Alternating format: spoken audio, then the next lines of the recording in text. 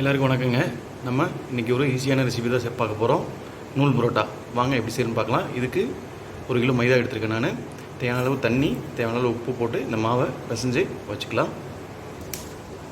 மாவு எடுத்தோடனே தண்ணி ஃபுல்லாக ஆட் பண்ணிடக்கூடாதுங்க. இந்த மாதிரி ஒரு இதாக இருக்க மாதிரி பிசைஞ்சு விட்டுட்டு அப்புறம் கொஞ்சம் கொஞ்சமாக தான் தண்ணி ஆட் பண்ணணும். ஏன்னா ஒரேடியாக ஊற்றிட்டிங்கன்னா ரொம்ப குழப்பலன்னு ஆயிரும். இப்போ புரோட்டா சாஃப்டாக இருக்காது. பாருங்கள், நல்லா மாவு பிசைஞ்சிட்டாச்சு. இதுக்கப்புறமா இது மேலே கொஞ்சமாக நம்ம ஆயில் ஆட் பண்ணிக்கலாம். பாருங்கள், ஆயில் அப்ளை பண்ணிச்சு. இதுக்கப்புறமா இது நல்லா ஒரு மணி நேரம் ஊறணுங்க. ஊற வச்சதுக்கப்புறமா எல்லாம் பேடா பிடிச்சி எப்படி போடணும் உங்களுக்கு செஞ்சு காட்டுறேன். பாருங்கள், நல்லா மாவு 1 மணி நேரம் ஊறிச்சுங்க. ஊறினதுக்கப்புறமா இதை நம்ம பேடா பிடிக்க ஆரம்பிச்சிடலாம். பேடா பிடிக்கும்போது இதை கொஞ்சம் கொஞ்சமாக கட் பண்ணி வச்சுக்கலாம்.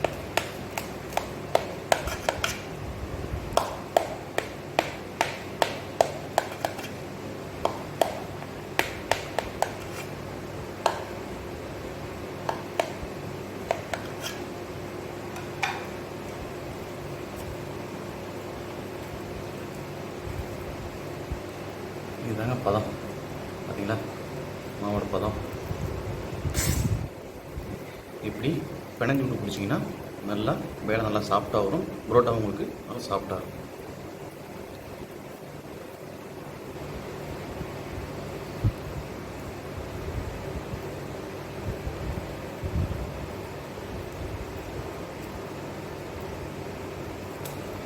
இந்த அளவுக்கு பிடிச்சி எடுத்துக்கலாங்க வேலை.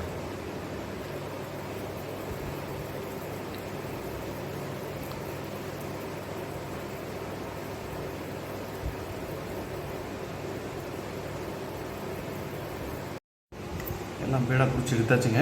இந்த மாதிரி ஸ்டேஜில் இது கூட ஆயில் ஆட் பண்ணி இது ஒரு 5 to 10 நிமிஷம் அப்படியே ஊறட்டுங்க. அதுக்கப்புறமா புரோட்டா எப்படி செய்யணும்னு காட்டுறேன்.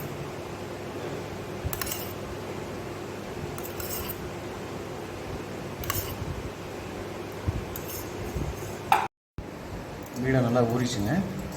ஊறினதுக்கப்புறமா இந்த மாதிரி ஆயில் அப்ளை பண்ணி ஒரு சப்பாத்தி கட்டையில் நல்லா ப்ரெஸ் பண்ணிவிட்டு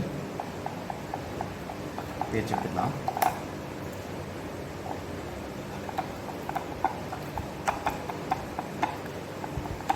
மைதா மாவு எப்பவுமே ஆயிலை அப்சர்வ் பண்ணிக்கும். அதனால் நம்ம ஆயில் தேய்ச்சிக்கிட்டே இருக்கணுங்க.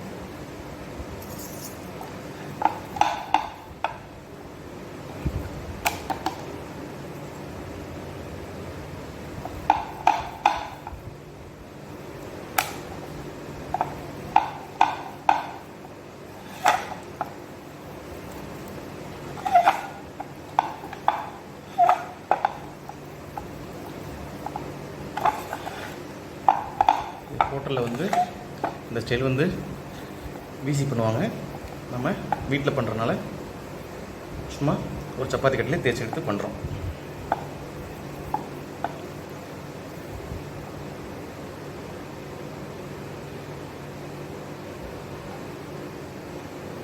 ஸோ இந்த மாதிரி கண்டிஷனில் ஒரு நைஃப் எடுத்துக்கோங்க. இது கொஞ்சம் சின்னதாக கீழே எடுத்துரும்.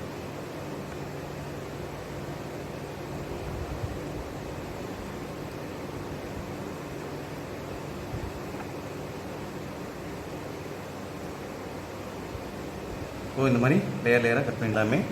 ஒரு சுற்றிடுவோம். சுற்றிட்டு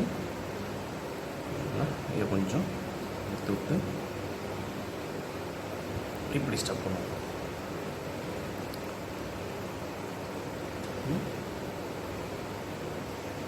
இந்த மாதிரி வச்சிடலாங்க. வச்சுட்டு இது மேலே கொஞ்சமாக ஆயில் ஆட் பண்ணலாம்.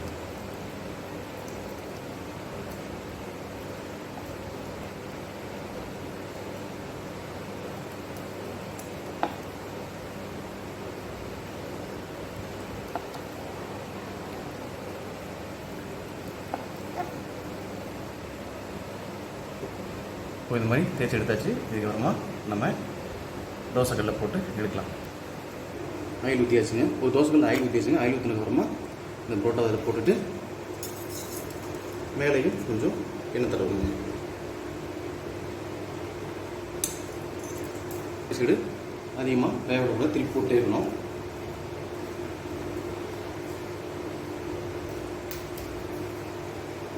கல்ல ஒரு மீடியம் ஹீட்டில் வச்சுக்கேன். ஏன்னா டக்குனு புரோட்டா கருகவும் செய்யும்.